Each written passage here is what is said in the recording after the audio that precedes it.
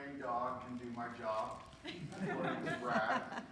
And with the bystander effect, if I die up here, none of you will probably do anything because there's too many people. And so I should be okay.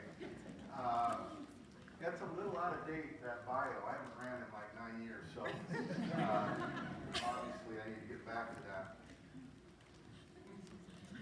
21 and a half years ago, almost 22 years ago, my wife and I drove into the valley. It was March, and in March in Bear Lake with the brown snow piles, not the best time maybe to visit. And I don't know that we were real excited at first, but talking together, we were really sure that this is where we were supposed to come. And so we did. And I was clueless. And I started seeing clients, and I would talk to these people, and they would share all of these trauma stories with me, and I didn't feel like people were getting better. And I was frustrated. I almost got out of the profession, because I didn't get in this profession to not help people.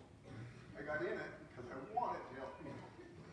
Trauma is something that if we don't deal with it, continues to live on. Sometimes for 40, 50 years after it went on. And so that's why I feel so passionately about this topic. It's something that I've watched and I've worked and I've learned and tried to find different things that actually work, that are, the terminology is evidence-based. We have to have the ability to show that what we're doing is actually helping people. So what we're going to do is we're going to talk a little bit about trauma. And then we're going to talk about things that we know actually help. Because that's what we want. We want people to get better. We want people's lives to be more functional, their relationships to be better.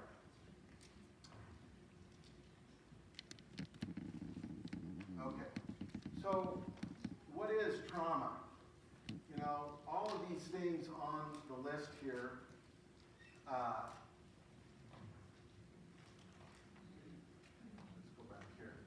so any of these things, child abuse, experiences that happen during wartime, killing, rape, sexual assault, molestations, domestic violence, severe car accidents, or other accidents, medical trauma. I had in my graduate school, we had a lady come and talk to us about surgery that had gone bad, and she was in a coma, and nobody knew that she could hear what was going on, but she was unresponsive. And she wanted us to know that as medical social workers, that no matter what you're doing and explaining it to patients, because they came in and were trying to wean her off of her respirator, but no one told her what they were going to do, and they went in and just turned it off. And she thought she was going to die, and how big of a trauma that was to her. So the interesting thing about, she wasn't going to die, but her perception was, I'm going to die. And that, Brad talked before about repetition being the mother of learning, and also these powerful experiences. That was a hugely powerful experience for that lady that stayed with her for a long time afterwards. And her life wasn't in danger. The medical professionals knew that she needed to be weaned off of that device, but it stuck with her. And that's what happens with trauma disorders. So the aftermath of a perceived or real threat. It doesn't have to be real. She wasn't going to die, but for her it was traumatic because she thought she was going to die. It's individual and varied. How do we respond?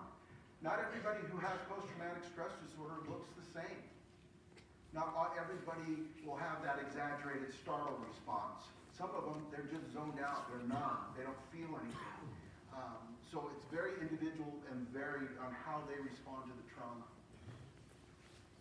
Trauma can happen as a result of an overwhelmed or exhausted coping strategy or mechanism. Anything that overwhelms your normal abilities to deal with something can be considered a trauma. Recently I was asked to go to a home with a caregiver who was completely burned out.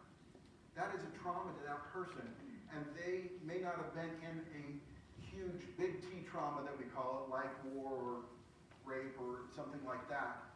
But the effects are very similar. The way they respond, the irritability, the exaggerated responses to seemingly everyday events, it overwhelms them and they can't handle it anymore. This is probably the piece that I really feel is at the heart of trauma, and the way that people deal with trauma is that it gets in the way of our ability to connect with other people. We feel like we are different. Sexual assault among women, 1 out of 3 will be sexually assaulted in their life. But if you ask that person who's been sexually assaulted, they will say that they feel like they're different than everybody else. In some of the work I've done with veterans, their experiences, even though we know thousands of these soldiers and airmen have been out there and doing these things, they feel like the way they're responding is somehow different. That somehow they're defective because their body is actually responding the way it was designed to keep them safe from these threats. So what happens? Once again, this piece here, eroding the sense of self and safety that you have. It changes how people see themselves, that they are different, that they are separate, that no one can understand where I've been, what I'm experiencing, what I continue to re-experience. That's one of the hallmarks of post-traumatic stress disorder, is the re-experiencing of the trauma over and over again. It may be that I had a car accident by a certain place. Well, now I don't even realize it. I won't drive by that place anymore, even though it's the most direct route to work, because I don't want to be reminded of those triggers. I remember one training I went to, this guy was going 15 minutes out of his way every day just so that he would avoid that spot, and didn't even realize he was doing it, because that urge to avoid that stimuli that would bring back those memories, a re-experiencing of that trauma, was so intense for this individual. I'm damaged. I'm not capable. I'm not safe. Those are the things that also go along with it. So the brain is an amazing, amazing part of our body, and yet we, as Brad said earlier, we want to disconnect mental health from physical health. And Dr. Bessel van der Kolk, he's a psychiatrist that is probably, if you can have heroes in my profession, he would be one of my heroes. Because he has that ability to do the research and to look at things at a very complex level, and then distill that information and bring it down so that someone like me and all of us can use that information. And what he talks about is all of the changes that not only happen in the brain, but that trauma can change us clear down to the cellular level, that can change how we pass our genetics on from one generation to another.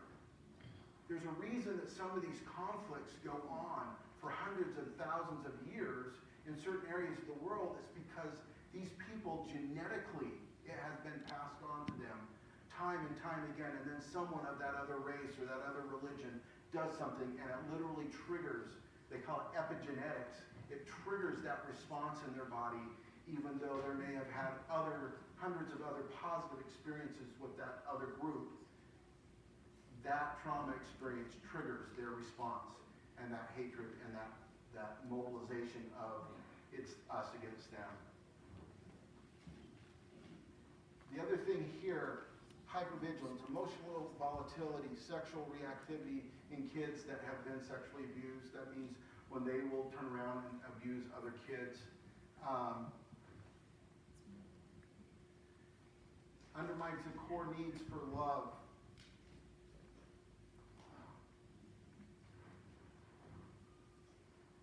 And connectedness and trust. Those are huge pieces.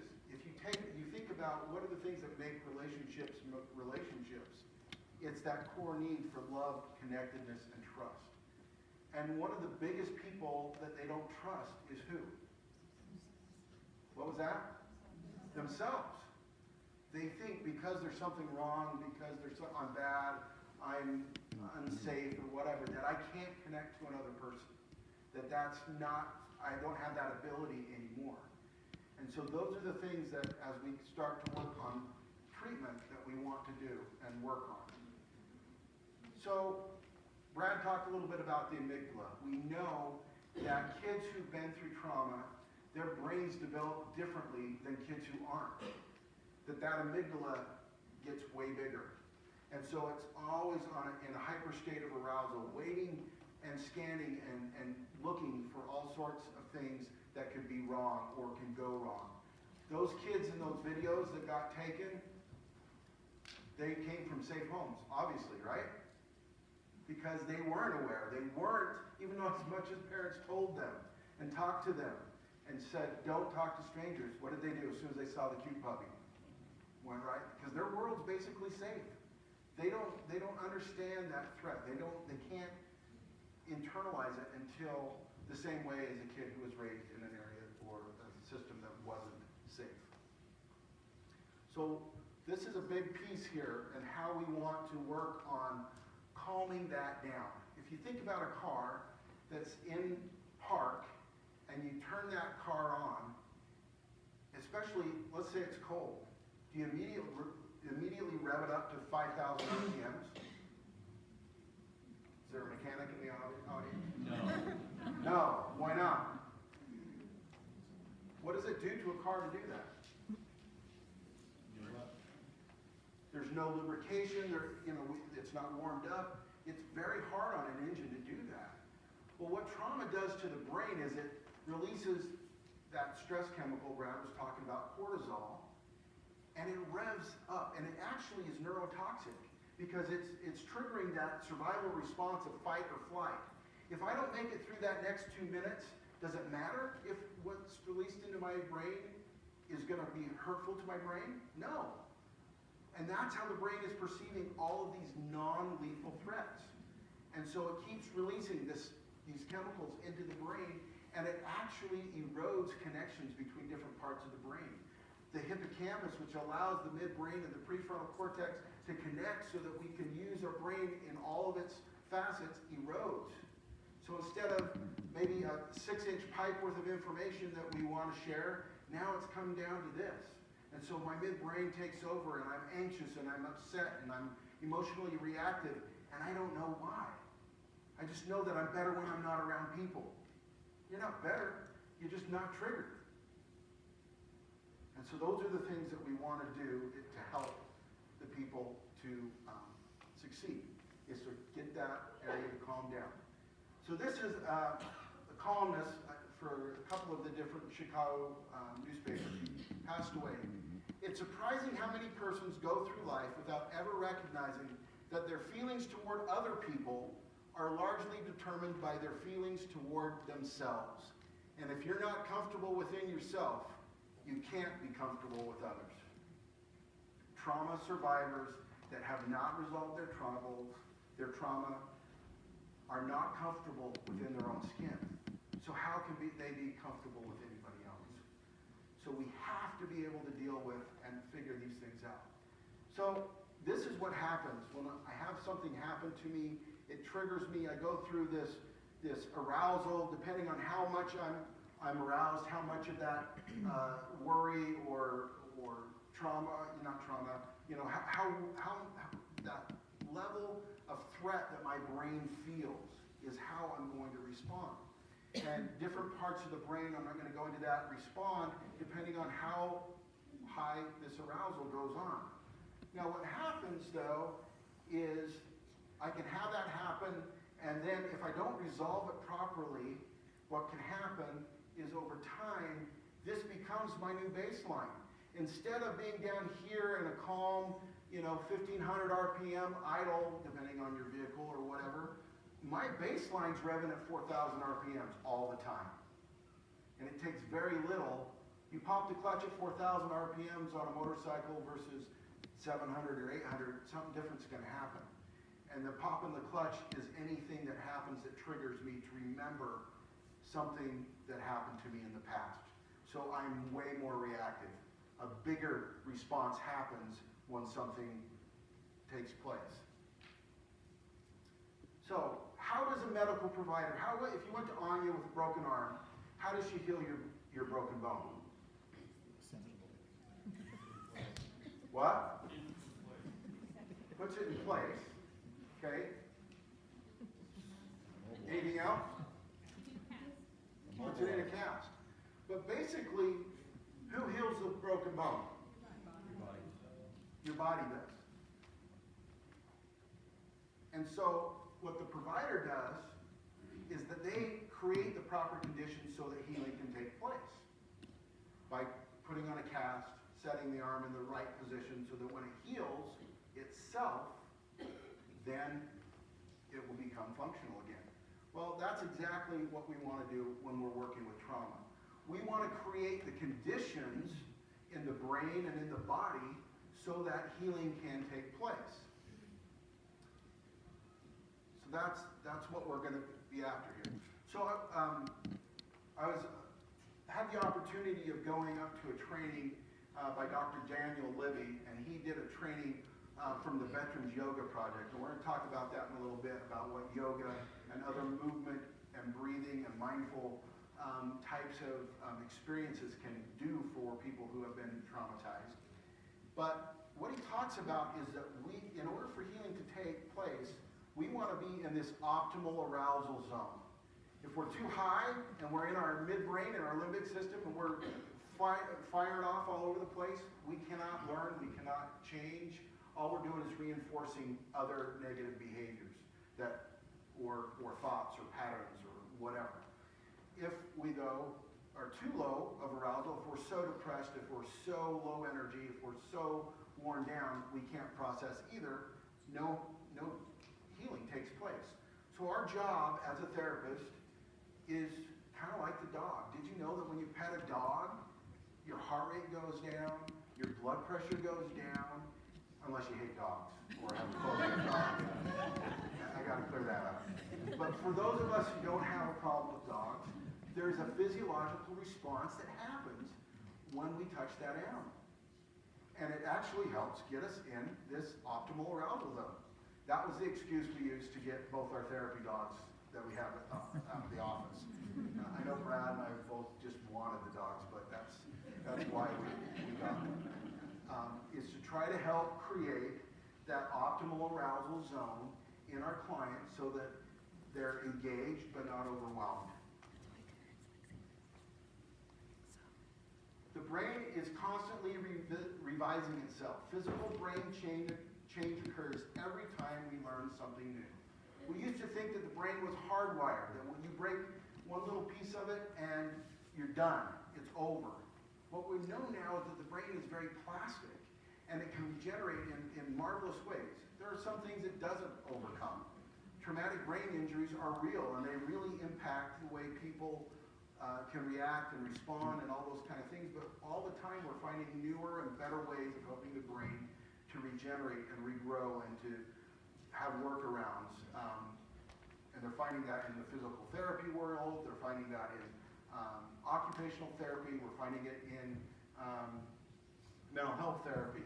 But every time we learn something new, the brain is creating new connections and creating neuronal growth in the brain. It's an exciting thing to know so that we can learn and do new things and have different results. One of the big things in therapy is if you look at the literature and they'll say, well, how do you treat trauma? Over and over again, evidence-based treatment, once again, has to show that there's some benefit from what we're doing. They will list cognitive behavioral therapy as, an evidence-based treatment. Cognitive behavioral therapy is what we call a top-down approach. It starts with the top part of your brain, your prefrontal cortex and your cortex, and we're hoping that that information will trickle down to the rest of your brain and your body. The problem with that is this vagus nerve. And it was explained to me in one of the trainings I went to that it's kind of like a 10-lane superhighway. The difference is, though, that only 2 of the lanes are coming from the brain down, and 8 of the lanes are coming from the body up. So many of the things that are going on, if you talk about the panic symptoms, if you talk about a lot of these arousal systems, what's going on is the body is telling the brain, there's something wrong. My heart rate's going up. My breathing is shallow. I'm feeling lightheaded. And it keeps sending all this information to the brain, and the brain goes, oh, yeah, there's something wrong. But we can use those same systems if we calm them down, if we slow the heart rate, if we slow the breathing, to get us back into that optimal arousal zone. And so the ones that I want to focus on today are newer treatments that we know from studies actually help to set that optimal arousal zone in the body so that the new learning that we do can be effective. So that's what we're after. We're after creating new neural connections, new neural pathways in the brain that take us to a new positive behavior instead of maybe the way I dealt with my trauma is through drugs or alcohol or sex or spending or whatever it might be. We want to create different pathways. We want to create healthier pathways. So medications are helpful.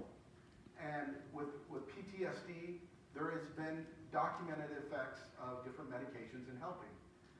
The problem with the medications are that when you remove the medication, the brain's still the same. That doesn't mean that medications shouldn't be used. It means that we need to use the medications for what they are. And I want to clarify here, I'm talking about PTSD. If you're on a medicine for something else that the doctor's got you on for maybe a psychotic issue or a depression issue or something else, we don't want you to just go off medicine because that doesn't change the brain. I listened to Shaun Tobler and he told me it doesn't work. No. You don't take the cast off before the arm's healed or the arm breaks again. And so we use the medicines as we need to create and help, once again, to create that learning environment. We do better, research after research after research shows that we do better usually if we have medication and therapy going on at the same time. So trauma-focused cognitive behavioral therapy, went through a lot of training in that, did that. I didn't like that. It's great, it does give a few more coping strategies, but it doesn't get rid of that automatic response, in my opinion. I'm sure there's lots of therapists out there that would argue with me, but with my clients, it didn't get rid of that automatic response to that trigger. It didn't get rid of the flashbacks. It didn't necessarily get rid of those things that were the most problematic for my clients. So neurofeedback or biofeedback, the provider would hook your brain up with all sorts of electrodes, and through those electrodes you learn how to change the way you're thinking, change what you're doing, and it will change stuff on the computer. And actually it's shown to be pretty effective. So this is a normal, according to the doctor that did the training I went to, a normal EEG. I'm not qualified to read it, but I'll take his word for it. This one here is someone with reactive attachment disorder and post-traumatic stress disorder. It doesn't take much to see the difference between that and that. So after a bunch of neurofeedback, or biofeedback, that's the way they were able to get it. So it wasn't back to normal, but it wasn't nearly as disorganized as it was before. The problem with biofeedback, there aren't very many providers out there, and if you buy the equipment to do it yourself, it's very expensive. $20,000, whatever, lots of money. And so it's definitely an effective treatment, but not as available as we would like it to be. So another one of these things, interventions that we want to use to get people into that optimal arousal zone so that they can learn a new way of dealing with life is mindfulness. And so there's a lot of different understandings about what mindfulness means, but the ability to be fully in the present. Now that seems pretty easy, but almost every one of the people I've worked with that have been through trauma live either reliving the junk from the past or worrying about things in the future. And yet life is lived in the present. And so it's no mystery as to why they can't connect with other people if they're living in the past or in the future and never in the present. So mindfulness strategies, and there's a bunch of them out there, I'm going to talk about a couple, are really good at helping the person to get better at being in the present. So meditation. A lot of people, they think of maybe Batman Begins, and he's in Tibet, he's learning how to meditate or whatever. It's really a simple process. If you boil it down, you focus on something, usually a positive thought. It could be something as simple as a light of a candle. It could be a mantra, depending on what you want in your mind. And then you catch yourself thinking about doing the dishes, changing the oil in the car, the presentation you had to make here today, whatever it might be. And then the third point is to gently refocus on your object or thought that you were trying to pay attention to. Why would I say gently? How hard is it to focus on a stupid light, Shaun? It's a candle sitting right in front of you. It's got light at the top and blue at the bottom. What an idiot. You can't even focus on that for 5 seconds? Anybody ever do that to themselves? Anybody ever talk to themselves the way they would never talk to anybody else? Yet we do that over and over again. So that's why you gently refocus. You just, I'm off task. Bring it back. What they're showing is 12 minutes a day. 12 minutes a day of some type of mindfulness has incredible benefits. So that's one intervention that anybody can do. You don't need anything. You don't need $20,000 equipment. You can use, and you can do that. Another type of mindfulness is, and it's from Stanford University, and they call it the HeartMath Institute. And I don't have time to get into all of the science behind it, but their whole focus is helping the heart, and they've discovered memory cells called intrinsic cardiac ganglion, whatever that means, all over the outside of the heart. And it's about syncing our hearts and our heads together. Anybody who says, my heart says this and my head says this, are they in a good spot? They're not. They're conflicted because there's a part of them that says do one thing and there's a part that says do another. And so the whole idea behind HeartMath is it allows us to sync up better. And it's very simple.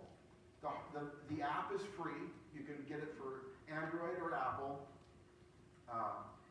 You do have to have a sensor, and I've talked about this before.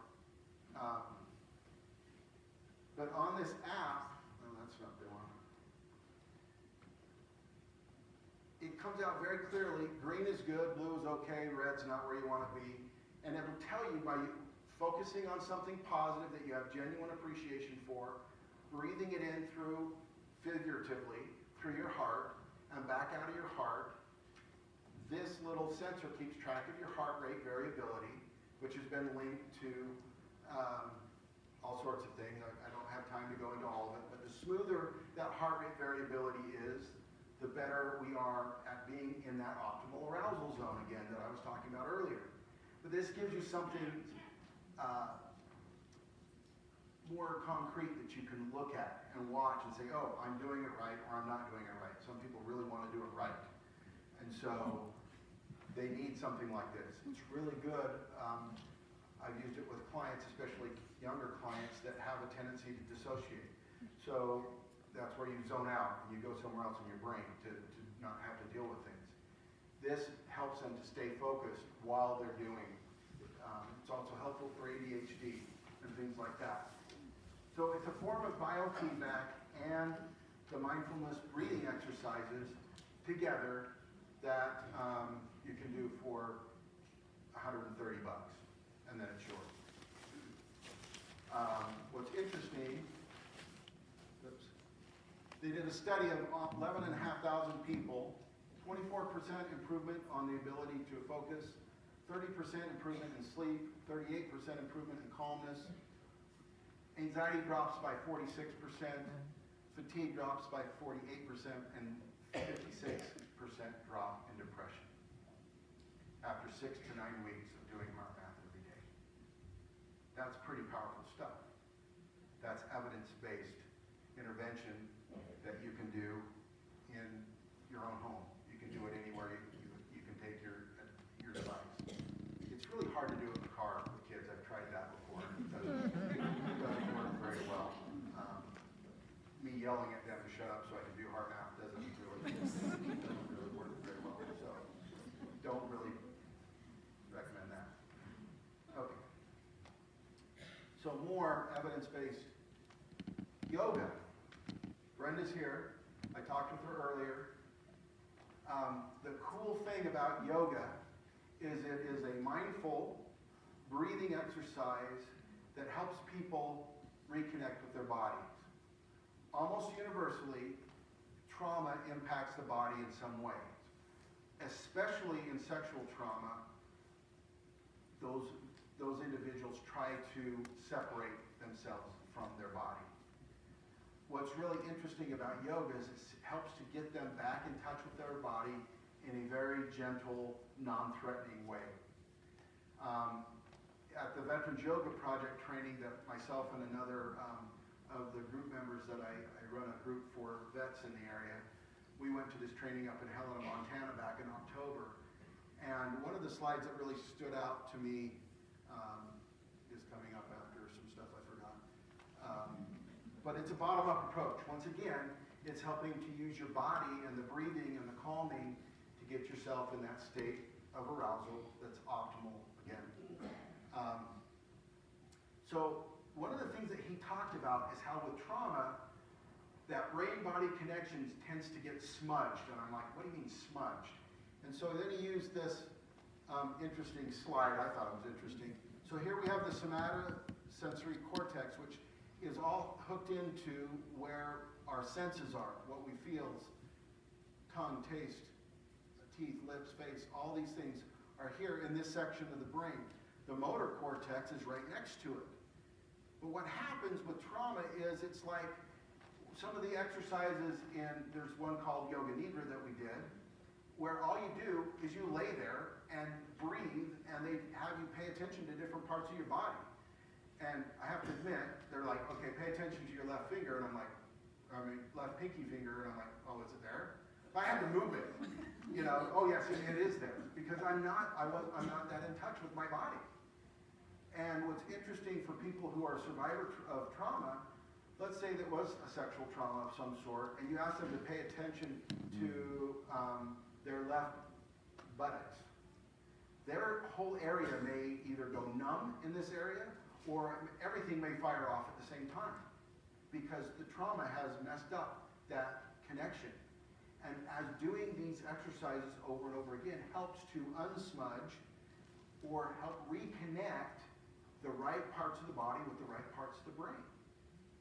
By creating that neuronal growth, reconnecting those things in the body. And it's amazing how effective it can be over time. Now, a disclaimer, there are certain positions in active yoga that can be triggering for people who have been through trauma. The cool thing about yoga is you only do it for a little bit, and then you move on to a new movement, a new position. So I'm not asking you to sit there and be in this uncomfortable position that you hate for an hour. It's maybe 30 seconds, and then we're on to something else. And it teaches them that they can deal with, they can handle those kinds of experiences and not be overwhelmed completely. Brenda, it's Wednesday at 7 p.m., is that correct?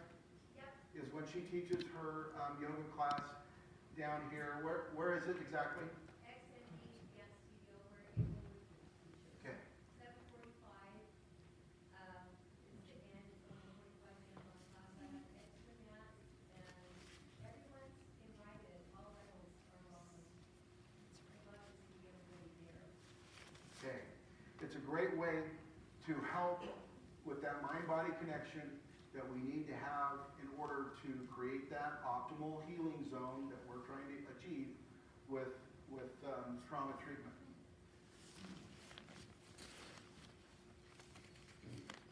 So, Dr. Dan Siegel is a researcher from the University of California at Los Angeles. And he is he's another one like Dr. Vanderkolk that can take this incredibly complex stuff that's going on in the brain and then bring it into something that we can actually use in real life. So what his mindfulness intervention is called the Wheel of Awareness. They're ringing a bell back here, so I gotta hurry. And once again, it's another way with breathing and with paying attention, take us through our five senses, then to the different parts of the body of what's going on, then what's going on in our mental activities or feelings, trying to get us connected with the core of who we are, where we're in an optimal place of healing. That's a lot of these things are calling them different things, but they get to the same thing. They're all trying to get you in this place where you're open, aware, clear, receptive. You're in that place where you can learn something in a positive way that can be taken on and moved forward. And then I really like this part about this last part is where he takes you and has you connect and see how you are connected with the world and those around you. That's a really important piece for people who are trying to heal from trauma. That is free. It's online. You go to drdansiegel.com or org, I can't remember which it is, and you can download the audio portion of that for free. Once again, something you can use. It doesn't cost you anything. So I talked to you about the first part of when I was a therapist and how I wanted to get out because I didn't feel like I was helping people. And as I was researching newer methods of training and treatment, this was almost 22 years ago, or 21 years ago, I came across EMDR, eye movement desensitization and reprocessing. All I can tell you is that EMDR changes the way that the brain stores the trauma. So I want you to picture whether you've got a 5-year-old or you've got a 17-year-old, them coming home from school. What happens? The coat goes here, the backpack here, the lunchbox here, the shoes are in the middle of the living room. Maybe your kids are better than mine, I don't know. But that's what the brain does when it goes through a trauma. It just throws stuff everywhere. Thoughts here, body sensations, feelings, video of the event. It just kind of throws it wherever it can. What EMDR tends to do, for those of you who are familiar with computers, it's like defragging the hard drive. Literally, they can do brain scans before and after EMDR, and where your brain is storing that trauma memory changes. It changes from the midbrain, where you don't have any conscious control over it, to the prefrontal cortex, where you have conscious control over it. And so something that has bothered you forever suddenly doesn't bother you anymore. I had a client not too long ago had gone up to a dermatologist in Pocatello and had some skin cancer removed from their ear. It was bleeding, and so the doctor had to cauterize it. And suddenly that man was back in Vietnam. It was the first time he'd smelled burning flesh in 50 years. Immediately, he was there. We did EMDR. He was able to go back up, see the dermatologist again, and wasn't reactive to it again. These are the things that we have to do. Trauma people can know that it wasn't their fault or that they did their best or whatever here, but change doesn't happen until they feel it here. So, just like you would want a doctor to oversee your care, a lot of these things are great, and they're things that you can do on your own. But if you have unresolved trauma, or you have a loved one with unresolved trauma, they need to probably get into a trained dog, like myself, or Brad, or Marilee, or David. They all work for us. Mary McCarthy is also a very skilled therapist that we have in our community. We're very lucky now. When I came here 22 years ago, I was it. And I'm sorry for those that I worked with back then. I didn't know anything. And, but we have some very good and experienced and trained trauma-aware therapists now that can really help. So I'm very thankful to be here. I'm excited to hear Tim Ballard here in a few minutes, because these people that he works with and rescues are the people who've been traumatized, and they need to be treated and they need to be helped.